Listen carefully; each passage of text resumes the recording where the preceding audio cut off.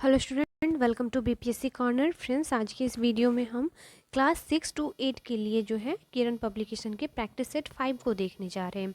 इससे पहले हम लोगों ने कुल 4 प्रैक्टिस सेट को जो है कवर कर लिया है, और अगर आप चैनल पर नए आए हैं, नहीं देखे हैं, तो प्लीज़ आकर देख सकते हैं।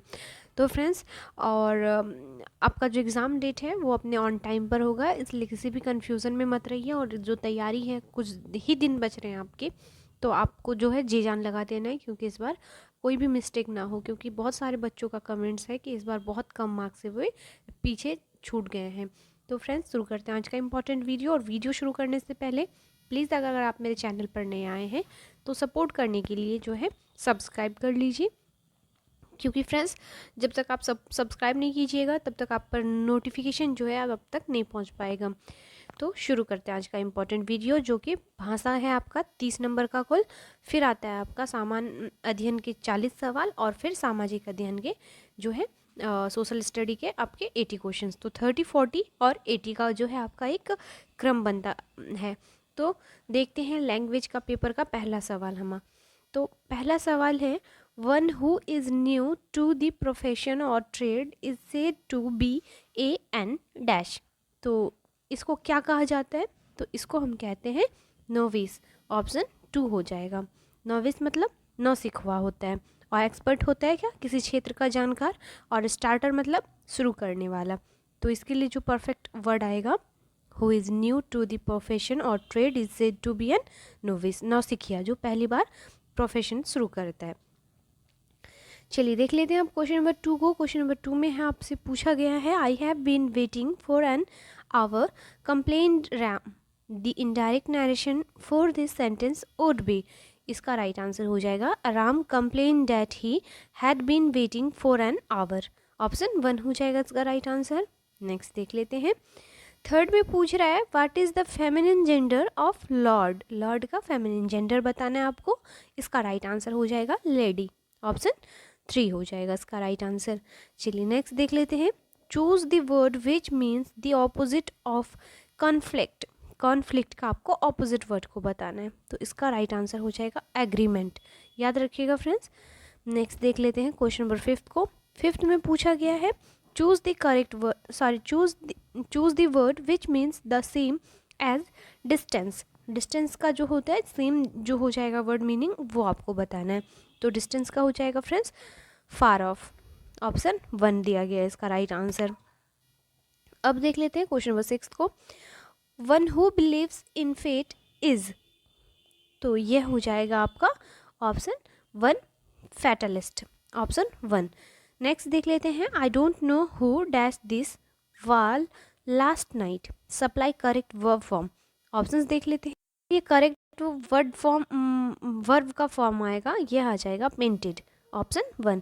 नेक्स्ट सवाल है आपका 8 नंबर में, I dash her only for 2 weeks. Supply correct tense word इसमें करना है आपको। तो सप्लाई जब आप टेंस करेंगे तो इसमें राइट आंसर हो जाएगा, I have known her only for 2 weeks. Option 2 हो जाएगा। चलिए अब देख लेते हैं हिंदी के सवालों को। हिंदी का जो लैंग्वेज पेपर है आपका, इसमें फ्रेंड्स एक गद्यांश दिया गया है। मैं धीरे धीरे स्क्रॉल कर रही हूँ, आप इसको प्लीज़ पढ़ लीजिएगा। और हम जो है डायरेक्ट आप इसके आंसर पे आते हैं। इसका आंसर क्वेश्चन जो है 9 नंबर का, यथार्थ का अर्थ होता है। तो यथार्थ का अर्थ होता है फ्रेंड्स वास्तविक। याद रखिएगा, वास्तविक। नेक्स्ट देख लेते हैं, गद्यांश का केंद्रीय विषय क्या था। तो गद्यांश का जो केंद्रीय विषय था, यह था आपका यथार्थ। ऑप्शन 1 हो जाएगा इसका राइट आंसर। और यथार्थ का अर्थ होता क्या है? तो वास्तविक होता है फ्रेंड्स। नेक्स्ट देख लेते हैं क्वेश्चन नंबर 11 को। आकलन का अर्थ नहीं होता है। तो क्या नहीं होता है? तो भविष्यवाणी नहीं होता है। आकलन का जो अर्थ नहीं होता है, यह भविष्यवाणी नहीं होता है। नेक्स्ट देख लेते हैं अगले सवाल। नंबर 12 में पूछा है आपसे, निम्नलिखित प्रश्न में विकल्पों में उस विकल्प का चयन करें जो अवयव के भेद का सही विकल्प हो। मनुष्य पानी के बिना जीवित नहीं रह सकता है। तो इसमें जो हो जाएगा फ्रेंड्स, जो इसमें अवयव पूछ रहा है आपसे, यह संबंध बोधक अवयव है। ऑप्शन 3 हो जाएगा इसका राइट आंसर। अब देख लेते हैं अगले सवाल को। अगला सवाल है हमारा, निम्नलिखित प्रश्न में विकल्पों में उस सही विकल्प का चयन करें जो कोष्टक में दिए गए शब्द के अनुसार विशेषण भेद वाला विकल्प हो। ग्लास में बहुत कम दूध बचा है। आपको बताना है इसका राइट आंसर क्या हो जाएगा। तो एक अनिश्चित परिणामवाचक विशेषण इसमें जो है कहा गया है, ग्लास में कम दूध बचा है। तो ऑप्शन थर्ड इसका राइट आंसर हो जाएगा। आगे देख लेते हैं।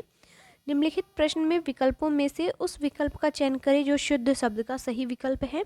तो शुद्ध शब्द का जो सही विकल्प हो जाएगा आगंतुक हो जाएगा, आगंतुक हो जाएगा। नेक्स्ट सवाल है, रामू जो बड़ा खिलाड़ी है कल उसकी टांग टूट गई, इस वाक्य में उचित विराम चिन्ह कौन सा होगा। तो इसके लिए हम उचित विराम चिन्ह का यूज़ करेंगे फ्रेंड्स। तो अल्प विराम आएगा, मतलब ऐसे जो नीचे कॉमा देते हैं उसे हम अल्प विराम कहते हैं। नेक्स्ट देख लेते हैं क्वेश्चन नंबर 16 को। निम्नलिखित प्रश्न में विकल्पों में उस विकल्प का चयन करें जो दिए गए वाक्य के लिए वृत्ति के भेद का सबसे अच्छा विकल्प है। गृह कार्य करने में मेरी सहायता कीजिए, गृह कार्य करने में कृपया मेरी सहायता कीजिए। ऑप्शंस देख लेते हैं। तो इसका राइट आंसर हो जाएगा फ्रेंड्स, ऑप्शन क्या हो जाएगा, थर्ड हो जाएगा, अनुनय विनय। नेक्स्ट सवाल है हमारा, निम्नलिखित प्रश्नों में विकल्पों में उस विकल्प का चयन करें जो दिए गए वाक्य के काल का सही विकल्प हो। दीपक स्कूल से घर पहुंचने वाला होगा, इसके लिए जो है आपका सही काल को चुनना है, जैसा कि सवाल पूछ रहा है आपसे। तो इसमें आसन्न भूतकाल होता है फ्रेंड्स, ऑप्शन थर्ड हो जाएगा इसका राइट आंसर। नेक्स्ट देख लेते हैं। पत्र शब्द का अनेकार्थार्थ शब्द समूह निम्न है। पत्र का अनेकार्थ शब्द समूह कौन सा हो जाएगा। तो यह हो जाएगा आपका ऑप्शन 3, पत्ता, चिट्ठी, पंख। ये जो हो जाएंगे अनेक शब्द हो जाएंगे पत्र के। सवाल है, निम्नलिखित प्रश्न में विकल्पों में से उस विकल्प का चयन करें जो दिए गए मुहावरे का सही अर्थ वाला विकल्प है। जहर उगलना, तो इसका जो सही अर्थ हो जाएगा कड़वी बात कहना। नेक्स्ट सवाल है हमारा, निम्न में कौन सा विकल्प तत्सम तद्भव की दृष्टि से सही नहीं है। तो जो सही नहीं है यह रात्रि का निशा, यह जो है आपका तद्भव और तत्सम की दृष्टि से सही नहीं है। अगला सवाल है, अधिष्ठाता शब्द में कौन सा उपसर्ग है। तो अधिष्ठाता शब्द में जो उपसर्ग है यह है आपका अधि। नेक्स्ट सवाल है आपका, निम्नलिखित में कौन सा शब्द तिमीर का पर्यायवाची नहीं है। तो तिमीर का जो पर्यायवाची नहीं है यह है आपका अंधकार, याद रखिएगा फ्रेंड्स। नेक्स्ट देख लेते हैं अगले सवाल को। सवाल है, कहने से कुम्हार गधे पर नहीं चढ़ता, इस लोकोक्ति का सही अर्थ क्या है, आपको यह बताना है। तो इसका सही अर्थ हो जाएगा हठी मनुष्य किसी का कहना नहीं मानता है। अगला सवाल है, जहाँ उपमेय में उपमान की संभावना की जाए वहाँ कौन सा अलंकार होता है। तो वहाँ अलंकार पाया जाता है उत्प्रेक्षा। नेक्स्ट है, निम्नलिखित या निम्न में कौन सा तत्सम शब्द नहीं है। तो जो तत्सम शब्द नहीं है यह हो जाएगा जोगी। क्वेश्चन नंबर 26 में पूछ रहा है आपसे, निम्नलिखित में किस वाक्य में कृतवाचक का प्रयोग हुआ है। तो यह हो जाएगा आपका ऑप्शन 1, मजदूर से दर्द के कारण उठा नहीं गया, इसमें है आपका कृतवाचक का प्रयोग किया गया है। चलिए आगे देखते हैं अगले सवाल को। खान पान में कौन सा समास है, आपको यह बताना है। तो खान पान में जो समास है फ्रेंड्स यह हो जाएगा द्वंद्व समास। नेक्स्ट सवाल है, हे शरद दायिनी देवी तू करती सबका त्राण है, तू मातृभूमि संतान हमें तू जननी तू प्राण है, में कौन सा छंद है। तो इसमें है फ्रेंड्स उल्लाला छंद, ऑप्शन 1 हो जाएगा। नेक्स्ट देख लेते हैं अगले सवाल को। वह ज़मीन जिसमें कुछ भी पैदा ना हो, इस वाक्यांश के लिए उपयुक्त तो शब्द लिखिए। तो इसके लिए ऊसर हो जाएगा, जिस ज़मीन पर कुछ भी पैदावार ना हो उसे हम ऊसर ज़मीन कहते हैं। चलिए क्वेश्चन नंबर 30 को देख लेते हैं फ्रेंड्स। निम्नलिखित में कौन सा शब्द स्त्रीलिंग है, आपको यह बताना है। तो ऑप्शन में जो है आपका सभा, यह आपका स्त्रीलिंग शब्द है। अब आता है फ्रेंड्स सामान्य अध्ययन के सवाल। आप लोग में से सभी स्टूडेंट का ये रहता है कि मैथ के सवालों को मैं आराम से सॉल्व कर दूं, लेकिन मैं आपको एक बात बता देती हूँ, मैं अपना टेलीग्राम लिंक आपको जो है चैनल पर उसका लिंक डाल दूँगी। प्लीज़ आप वहाँ से PDF ले लीजिएगा और जो सवाल है मैथ्स के उसको जो सॉल्व करने की कोशिश कीजिएगा फ्रेंड्स।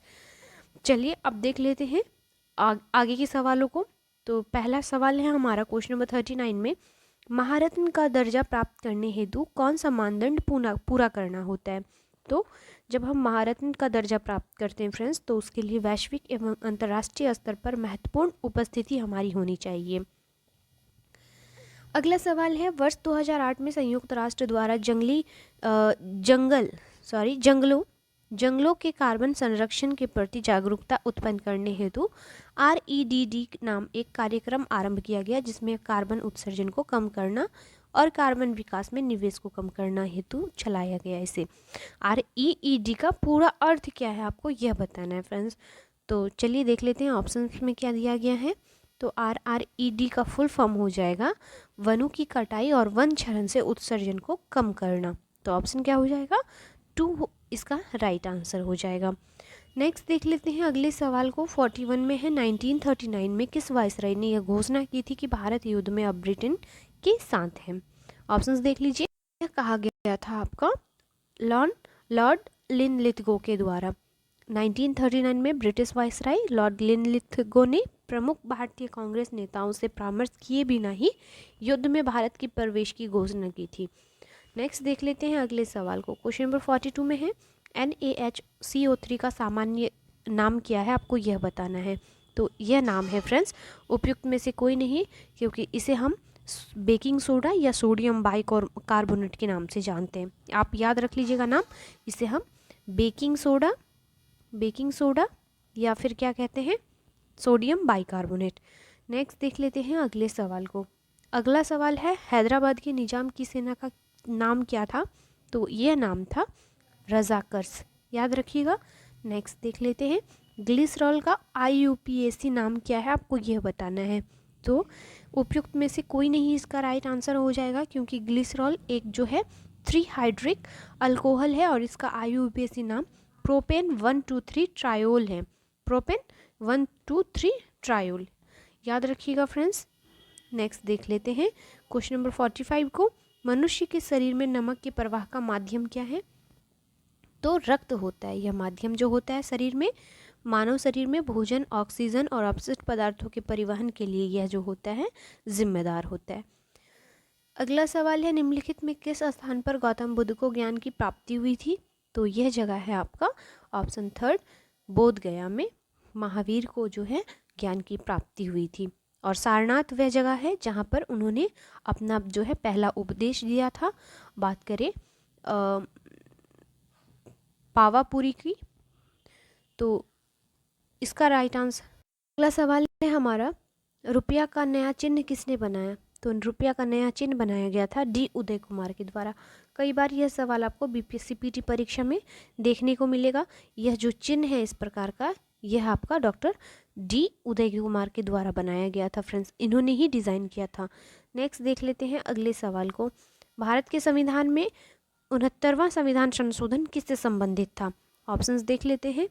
तो यह जो संविधान संशोधन 69वां संबंधित था, यह था आपके दिल्ली को विशेष दर्जा के साथ राष्ट्रीय राजधानी क्षेत्र घोषित किया जाने के लिए। नेक्स्ट सवाल है, निम्नलिखित में कौन भारत में चोल काल का प्रसिद्ध मंदिर है। तो यह मंदिर है तंजौर में स्थित बृहदेश्वर का मंदिर। ऑप्शन 3 हो जाएगा। नेक्स्ट देख लेते हैं, अपनी कक्षा में पृथ्वी की वह स्थिति जब सूर्य से वह सबसे अधिक दूरी पर होती है क्या कहलाती है। घटना को हम अपसौर कहते हैं, अपसौर की घटना कहते हैं। नेक्स्ट सवाल है, निम्नलिखित में किस राज्य में जोग जलप्रपात स्थित है। तो जोग जलप्रपात कर्नाटक में अवस्थित है फ्रेंड्स। तो आपके ऑप्शन में नहीं दिया गया है, तो ऑप्शन 5 हो जाएगा। लेकिन याद रखिएगा यह कर्नाटक में जोग जलप्रपात जो है यह अवस्थित है। अगला सवाल है, गंगा ब्रह्मपुत्रा डेल्टा किस नदी पर किस प्रकार की प्राकृतिक वनस्पतियाँ पाई जाती हैं। डेल्टा पर किस प्रकार की प्राकृतिक वनस्पतियाँ पाई जाती हैं। तो मैंग्रोव के पेड़ पाए जाते हैं। क्वेश्चन नंबर 53 में है, निम्नलिखित में किसने स्वतंत्र श्रमिक दल और अनुसूचित जाति संघ की स्थापना की थी। तो यह किया गया था डॉक्टर भीमराव रामजी अंबेडकर के द्वारा। ऑप्शन 3 हो जाएगा इसका राइट आंसर। चलिए नेक्स्ट देख लेते हैं, नाबार्ड द्वारा निम्नलिखित में कौन सी योजना लागू की गई थी। नाबार्ड के द्वारा जो है प्राकृतिक संसाधन के प्रबंधन का अम्ब्रेला कार्यक्रम जो है शुरू किया गया था। तो ऑप्शन क्या हो जाएगा, 3 हो जाएगा इसका राइट आंसर।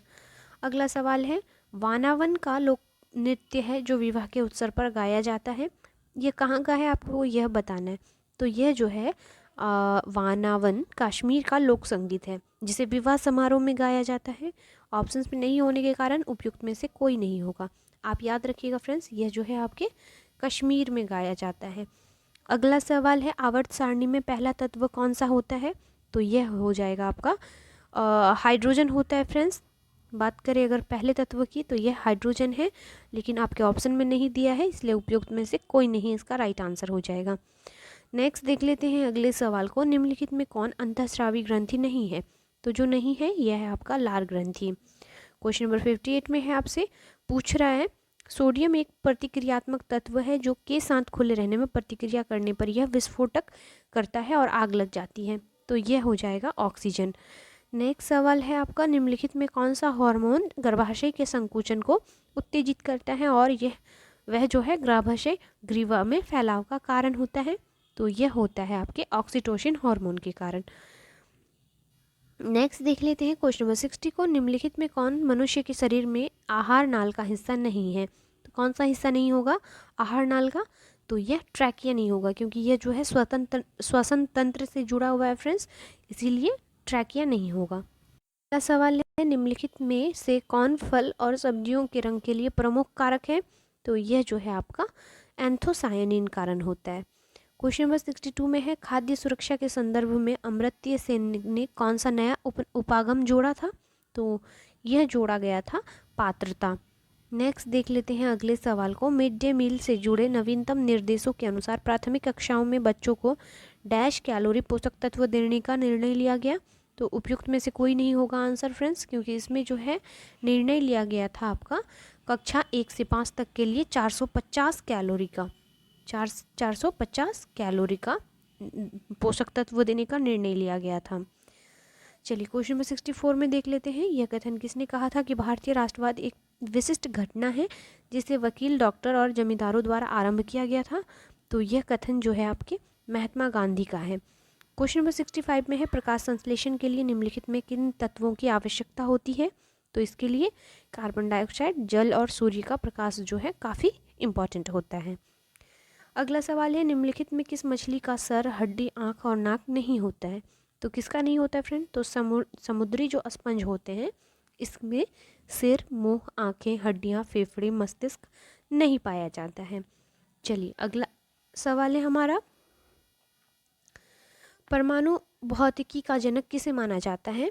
तो इसे मानते हैं ई रदरफोर्ड को। अर्नेस्ट रदरफोर्ड को भौतिकी का जनक कहा जाता है, परमाणु भौतिकी का। क्वेश्चन नंबर 68 में है, ध्वनि की गति वायु में कितनी होती है? तो यह होती है आपका 343 मीटर पर सेकेंड। नेक्स्ट सवाल है आपका, भारत में ब्रिटिश शासन के विरुद्ध प्रथम राष्ट्रवादी क्रांतिकारी आंदोलन की शुरुआत डैश से हुई थी? तो किससे हुई थी फ्रेंड्स? तो यह हुई थी आपकी ऑप्शन 1 बंगाल से। नेक्स्ट देख लेते हैं क्वेश्चन नंबर 70 को, केंद्र सरकारी की प्रसाद योजना किससे संबंध है? तो केंद्र सरकारी की प्रसाद योजना जो है यह संबंधित है तीर्थ स्थलों के विकास से। ऑप्शन 3 हो जाएगा इसका राइट आंसर। फ्रेंड्स अब जो है आपका सामाजिक विज्ञान के कुल 80 प्रश्न आपको देखने को मिलेंगे, तो यहाँ से शुरू करते हैं 71 से। सवाल है, सत्यशोधक समाज के संस्थापक कौन थे? तो यह थे आपके ज्योतिबा फूले। नेक्स्ट सवाल है, सन 1930 ईस्वी में कांग्रेस का सविनय अवज्ञा इतना प्रभावी हुआ कि बिहार के निम्नलिखित शहरों में एक अंग्रेजी राज्य कई महीनों तक गायब हो गए। यह कौन सा जगह था आपको यह बताना है। तो इसका राइट आंसर हो जाएगा फ्रेंड्स, यह था बढ़ी। याद रखिएगा, बढ़ी जो है आपके मुंगेर जिले में अवस्थित है, जहाँ से अंग्रेजी शासन के चिन्ह कई महीनों तक गायब हो गए थे। नेक्स्ट देख लेते हैं क्वेश्चन नंबर 73 को, निम्नलिखित में असत्य कथन का चयन कीजिए। तो ऑप्शंस को जब पढ़ेंगे फ्रेंड्स तो पाएंगे जो इसका ऑप्शन 4 है उपयुक्त में से एक से अधिक इसका राइट आंसर हो जाएगा।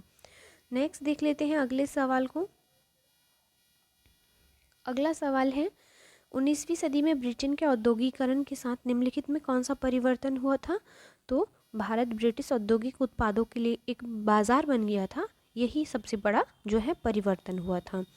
अगला सवाल है, सूची 1 को सूची 2 से मिलाना है, उसके बाद जो है कूट की सहायता से आपको आंसर बताना है। काफ़ी इजी है फ्रेंड्स, क्योंकि डेट आपको याद रखना है, नो डाउट बहुत इंपॉर्टेंट है मॉडर्न हिस्ट्री के डेट्स। तो जो क्रिप्स मिशन था यह 1942 को भारत आया था। गांधी जिन्ना वार्ता कब हुआ था? तो 1944 को हुआ था। शिमला कॉन्फ्रेंस यह 1945 ईस्वी को हुआ था। और कैबिनेट मिशन यह 1946 को हुआ था। इस प्रकार से जब आप मिलाएंगे तो ऑप्शन थर्ड जो हो जाएगा इसका राइट आंसर हो जाएगा। अगला सवाल है, नेहरू की अंतरिम सरकार में वित्त मंत्री का क्या नाम था?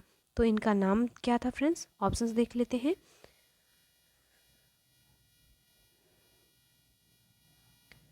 तो इसका हो जाएगा आंसर लियाकत अली वित्त मंत्री थे।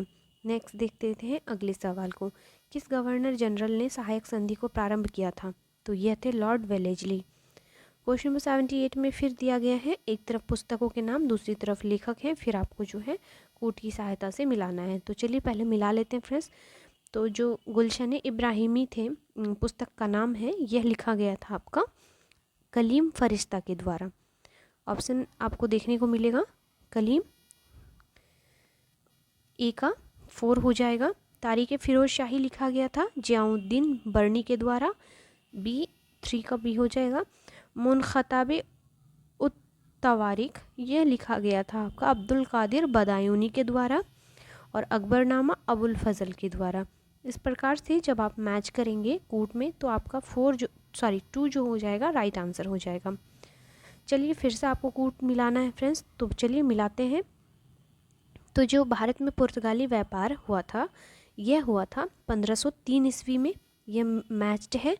फिर ब्रिटिश ईस्ट इंडिया कंपनी का आगमन भारत में 1600 को हुआ था। फ्रांसीसी ईस्ट इंडिया कंपनी कब आई थी? यह 1664 ईस्वी को आई थी फ्रेंड्स। और डच इंडिया कंपनी जो है यह 1602 को आई थी। फिर इस प्रकार से जब आप मिलाएंगे तो आपका आंसर आ जाएगा 1। आप भी मिलाकर प्लीज़ देख लीजिए क्योंकि कंफर्म होना काफ़ी ज़रूरी है। नेक्स्ट देख लेते हैं अगले सवाल को।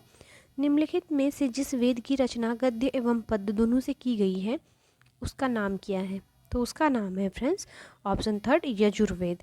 नेक्स्ट देख लेते हैं अगले सवाल को। भारत में किस सूफी संत ने सूफियों के सुहरावर्दी पंथ की स्थापना की थी? तो यह बहाउद्दीन ज़कारिया ने किया था।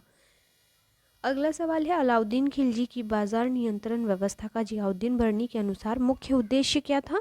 तो इनके अनुसार एक विशाल अस्थायी सेना का भरण पोषण करना था। क्वेश्चन नंबर 83 में है, मणिग्राम और नानदेसी निम्नलिखित में क्या थे? तो यह जो थे चोल शासन की प्रशासनिक इकाइयाँ थी। क्वेश्चन नंबर 84 में दिया गया है, नीचे कुछ स्थानों एवं वर्तमान राज्य के नाम दिए गए हैं जहां अनाज और पालतू पशुओं के प्रमाण साक्ष्य पाए गए हैं। नीचे दिए गए कूट का उपयोग करते हुए सही उत्तर आपको बताना है। तो एक तरफ स्थान है, दूसरी तरफ वर्तमान राज्य है। तो फ्रेंड्स जो चिरांद है यह जो है आपका बिहार में है। कोल्हीडा जो है यह आपका अवस्थित है उत्तर प्रदेश में। बुर्जहोम यह कश्मीर में, और हालूर यह आंध्र प्रदेश में। जब आप कूट की सहायता से इसे मिलाएंगे फ्रेंड्स तो इसका राइट आंसर आ जाएगा ऑप्शन 3। नेक्स्ट देख लेते हैं अगले सवाल को। फिर से सूची 1 को सूची 2 से मिलाना है और फिर आपको आंसर बताना है। तो जो अमीर खुसरो थे इन्होंने तुगलकनामा लिखी थी। जो इब्ने बतूता थे इन्होंने रेहला लिखा था। मिनहाजुस सिराज थे इन्होंने तबकाते नाशरी लिखी थी। और जियाउद्दीन बर्नी ने तारीख़ फिरोज शाही लिखी थी। तो फ्रेंड्स इस प्रकार से आप जब मिलाएंगे तो आपको आंसर जो है मिल जाएगा।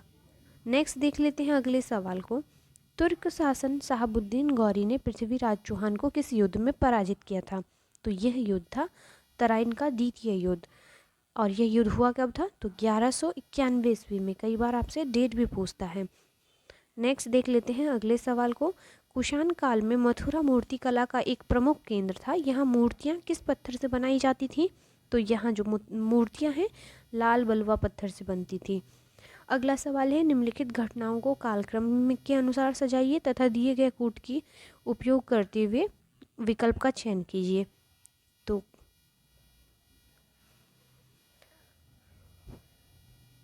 इसका राइट आंसर क्या हो जाएगा फ्रेंड्स? ऑप्शन जो हो जाएगा आपका ऑप्शन थर्ड इसका राइट आंसर हो जाएगा। आप मिलाकर देख लीजिएगा। नेक्स्ट देख लेते हैं। फिर से आपको कूट 1 को कूट 2 से मिलाना है और फिर आंसर बताना है।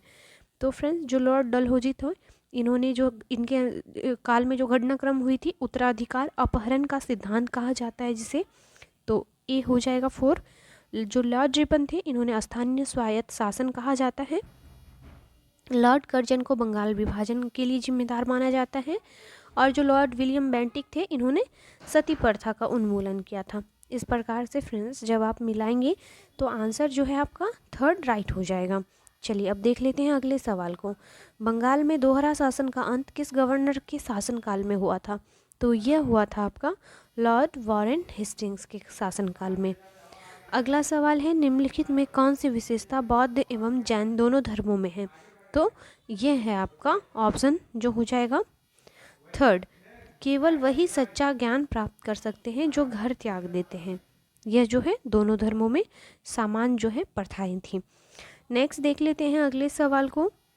जो अगला सवाल है 92 में सुमेलित करना है, फिर आपको आंसर देना है।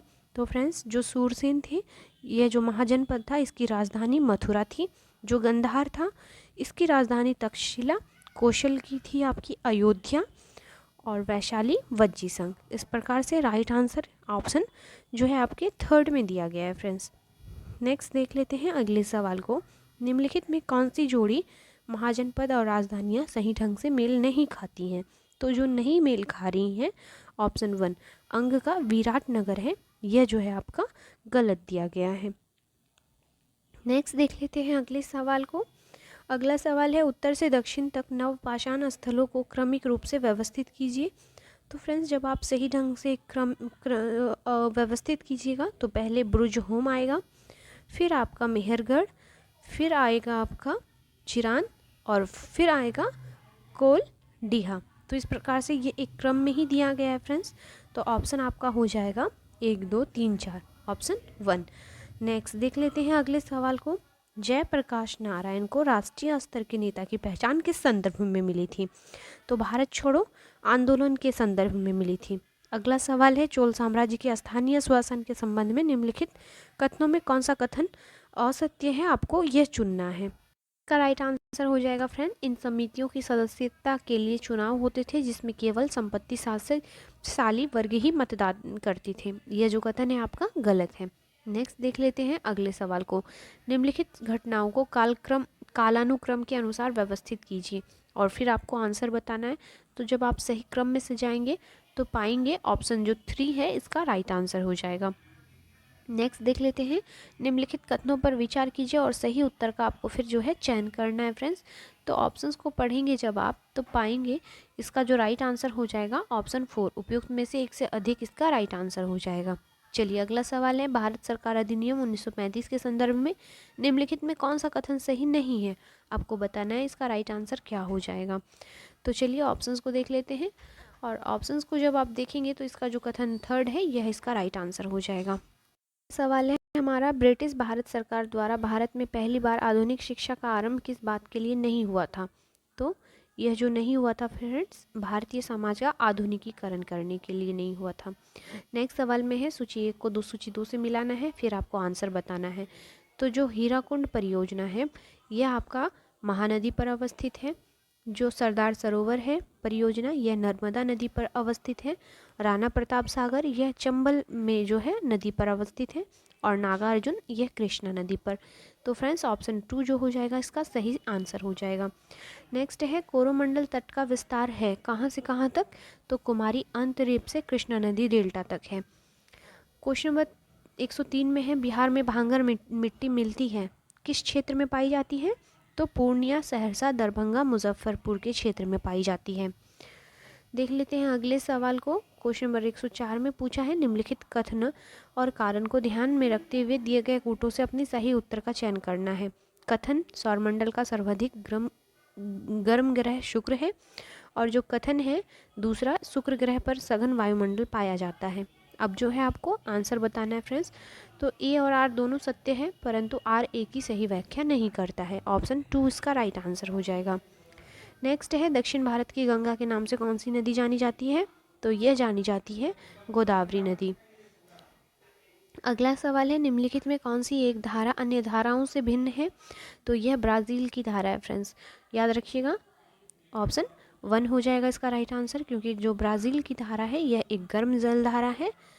नेक्स्ट देख लेते हैं अगले सवाल को। अलकनंदा एवं भागीरथी के संगम पर स्थित तीर्थ है, तो कौन सा तीर्थ पाया जाता है? तो देव प्रयाग होता है यहाँ पर। क्वेश्चन नंबर 108 में है, भारत में सर्वाधिक गन्ना का उत्पादन करने वाला राज्य, तो यह उत्तर प्रदेश। सवाल है, विभिन्न प्रकार के जीव जंतु और पौधे सर्वाधिक कहाँ पर पाए जाते हैं? तो सर्वाधिक पाए जाते हैं फ्रेंड्स उष्ण कटिबंधीय घास के क्षेत्रों में। क्वेश्चन नंबर 110 में है, देश के कुल खनिज उत्पादन का कितना प्रतिशत बिहार में प्राप्त है? तो बिहार से जो प्राप्त है यह लगभग 36%, मात्र 36% है फ्रेंड्स। नेक्स्ट देख लेते हैं क्वेश्चन नंबर 111 को। विश्व का सबसे लंबा रेल मार्ग कौन सा है? तो यह ट्रांस साइबेरियन रेलवे को माना जाता है। अगले सवाल में कूट को मिलाना है, फिर जो है आपको सही आंसर बताना है। तो जो कृष्णा नदी है यह, इसकी सहायक नदियों में कौन आ जाएगा फ्रेंड्स? तो यह हो जाएगा आपका भीमा। जो ब्रह्मपुत्रा नदी है इसके लिए आ जाएगा तिस्ता, और जो गोदावरी है इसकी सहायक नदी है चंबल, और यमुना का इंद्रावती। इस प्रकार से ऑप्शन 1 हो जाएगा आपका राइट आंसर। नेक्स्ट देख लेते हैं, निम्नलिखित कथनों पर विचार करते हुए दिए गए कूटों के आधार पर अति उपयुक्त विकल्प का चयन करना है। जो पहला कथन है, भूमध्य सागरीय प्रदेश में ग्रीष्म ऋतु में वर्षा नहीं होती है, और दूसरा कथन है, ग्रीष्म ऋतु में व्यापारिक पवन इस प्रदेश के ऊपर से नहीं बहती हैं। फ्रेंड्स, जब आप कूट को देखेंगे तो पाएंगे जो इसका राइट आंसर हो जाएगा यह हो जाएगा ए सत्य है, परंतु आर जो है यह गलत है। नेक्स्ट है आपका, चूने की चट्टान पर अपक्षय की क्रिया कहलाती है, तो यह है आपका उपयुक्त में से एक से अधिक। नेक्स्ट सवाल को देख लेते हैं आपका, मसाई आदिम जाति का मूल निवास स्थान है, तो कौन सा है फ्रेंड्स? तो यह हो जाएगा पूर्वी अफ्रीका का सवाना घास क्षेत्र। अगला सवाल है, सूची 1 को सूची 2 से मिलाना है, फिर जो है आपको आंसर बताना है। तो जो दक्षिण अफ्रीका है यहाँ पर कौन सी घास के स्थान पाए जाते हैं? तो वेल्ड पाया जाता है फ्रेंड्स। ऑस्ट्रेलिया में कौन सा पाया जाता है? तो डाउन्स पाया जाता है। दक्षिण अमेरिका में पंपास पाया जाता है फ्रेंड्स, और उत्तरी अमेरिका में प्रेयरी पाया जाता है। तो इस प्रकार से जब आप कूट को मिलाएंगे तो ऑप्शन 2 हो जाएगा इसका राइट आंसर। चलिए नेक्स्ट देख लेते हैं, टोडा जनजाति का निवास क्षेत्र कौन सा है? तो ये लाइची एवं नीलगिरी पहाड़ियाँ, ऑप्शन 1 हो जाएगा इसका राइट आंसर। अगला सवाल है, भारत में चीनी उद्योग का स्थानीयकरण उत्तर से दक्षिण की ओर खिसक रहा है, इस कथन का मुख्य कारण क्या है? आपको बताना है। तो जो मुख्य कारण हो जाएगा इसका, यह हो जाएगा आपका ऑप्शन 3, गन्ने की अधिक उपज एवं सुक्रोज की मात्रा। नेक्स्ट देख लेते हैं, सूची 1 को सूची 2 से मिलाना है, फिर आपको आंसर बताना है। तो जब आप मिलाएंगे फ्रेंड्स तो पाएंगे जो इसका ऑप्शन 3 है यह राइट आंसर हो जाएगा इसका। चलिए नेक्स्ट देख लेते हैं, निम्नलिखित युग्मों में कौन सा युग्म सही सुमेलित नहीं है? तो जो नहीं है यह इरेबस अलास्का है, यह जो है आपका गलत दिया गया है। नेक्स्ट देख लेते हैं अगले सवाल को, कौन सी योजना 100 दिन रोजगार दिलाती है फ्रेंड्स? तो यह राष्ट्रीय ग्रामीण रोजगार योजना दिलाती है फ्रेंड्स। ऑप्शन 1 हो जाएगा इसका राइट आंसर। सवाल है, कच्चे माल को अधिक मूल्यवान उत्पादन में बदलने वाली क्रिया को कहा जाता है? तो इसे हम द्वितीयक क्रिया कहते हैं। अगला सवाल है, निम्नलिखित में किस क्षेत्र को विश्व का फलोद्यान कहा जाता है? तो इसे हम भूमध्य क्षेत्र के नाम से जानते हैं। सवाल है, पर्यावरण में संतुलन बिगड़ जाता है यदि? इसका राइट आंसर हो जाएगा निर्वनीकरण तथा भू अपरदन चलता रहे। नेक्स्ट देख लेते हैं क्वेश्चन नंबर 125 को, उत्तर से दक्षिण तक बिहार के जिलों का क्रम कौन सा है? आपको बताना है। तो सीतामढ़ी, मुजफ्फरपुर, पटना, जहानाबाद, गया, ये जो हो जाएगा आपका सही क्रम हो जाएगा। और यह सवाल जो है कई बार पीटी परीक्षा में आपको देखने को मिलेगा। नेक्स्ट देख लेते हैं, दाचीगाम राष्ट्रीय उद्यान मुख्य रूप से किस संरक्षण क्षेत्र के लिए जाना जाता है? तो यह जाना जाता है हंगुल के लिए। अगला सवाल है, आइसो हाइट्स का उल्लेख है, तो किस में उल्लेख किया गया है आइसो हाइट्स का? तो यह उल्लेख किया गया है सामान्य वर्षा दिखाने वाले मानचित्र पर रेखाओं के लिए। नेक्स्ट देख लेते हैं क्वेश्चन नंबर 128 को, निम्नलिखित में कौन सा कथन उत्तरी गोलार्ध में 21 जून के संबंध में सत्य नहीं है? तो जो सत्य नहीं है फ्रेंड्स यह हो जाएगा आपका